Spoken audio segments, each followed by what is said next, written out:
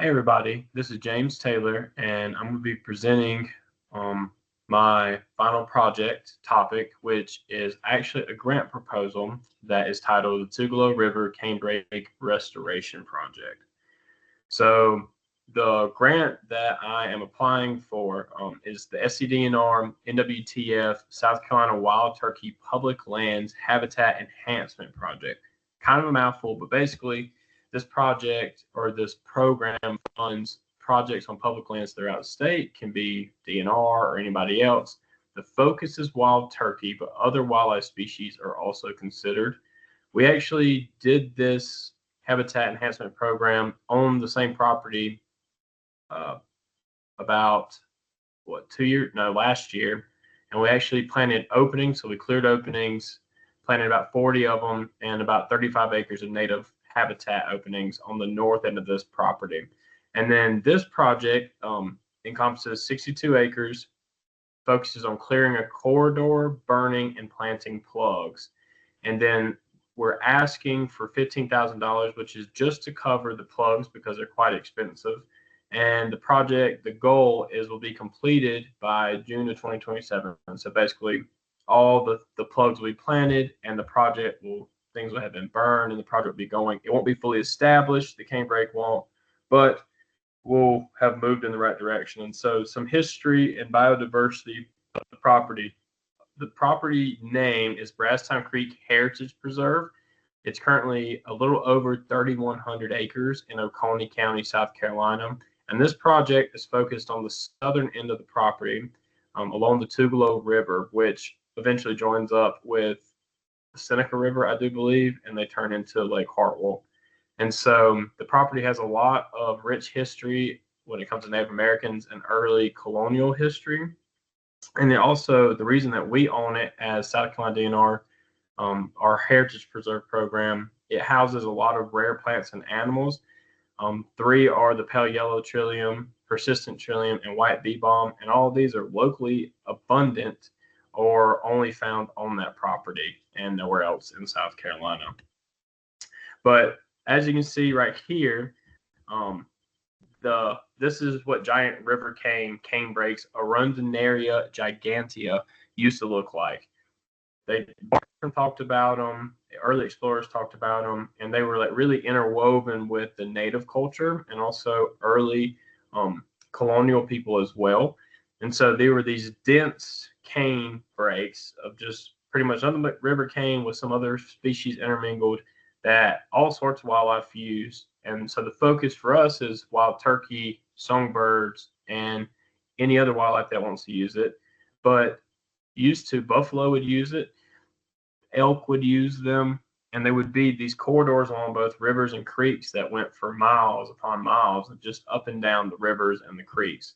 And so they were really ecologically important and culturally important for the local people, but they've just since disappeared from the landscape. And so this is a map of the project that we are looking at. It's all in the floodplain, and you've got parcel A and parcel B. Parcel A has been burned before, parcel B has not. The blue markers show the populations that are currently existing on the property, and the other black markers show the ones that we are looking at planting and establishing as we work on this project. So these are kind of pictures of what most of the habitat looks like. There's river cane. It's hard to see, I know, but there's river cane there, but it's just been overshadowed by a really thick mid-story for so long.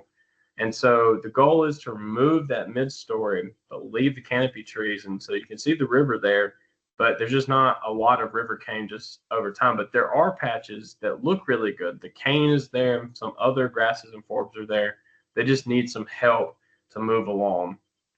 And so currently there are 6 small populations in the 2 parcels. And the idea is that we're going to expand those and then plant 10 new ones as well. The funding for this grant proposal that I'm writing will fund about, or will cover about 1,650 plugs from Drop Seed Nursery in Kentucky. They're about the only people that will sell giant river cane. And so the plan is that we plant 10 new parcels at about 100 plants per point per population and add about 100 plants to existing ones. And then eventually, hopefully, with clearing, that's what I talk about here, is the goal is that we clear a 100-foot wide strip along the Tugaloo River. And then that creates a corridor that these plantings and these plugs will go into. And eventually, with opening an old logging road for access and to make it as a fire line on parcel B in the map that I showed, we can actually burn both sides, and hopefully the fuel will be dry enough that we can actually burn and it carries, and we actually have an impact and create great habitat that was ecologically important and historically important, but is now no longer there. And so for results, we really hope that we have 16 healthy populations along the Tugaloo River. They might be thin at first, but the hope is that they sprout and they grow and they expand, and eventually it touches each other, and then it's just one full corridor along the river. Another goal is that we have a 100-foot wide open habitat strip along the corridor, and then the populations, like I just said, are expanding naturally after plantings occur. We see an increase in the turkey population, which that might have to take some monitoring to do. An increase in native plants along the river, because currently there are some invasives, and there's just not a lot of diversity going down the river. It's mainly just hardwoods. And then we would like to see, on top of the wild turkey increasing, songbirds seeing nesting and foraging in the river cane populations as well. And so the goal is that we're focused on creating a river canebrake or a break along the river, but we hope that it really improves turkey habitat, increases turkey populations, and also benefits other animals like songbirds and nesting birds that will nest and forage in these in this canebrake. And these are the pictures that I showed earlier of the historic canebrakes earlier. So it's a really cool project. I'm really excited to start on it. We've been doing some planning, and I hope that it turns out really, really good. So I hope y'all enjoyed learning about it.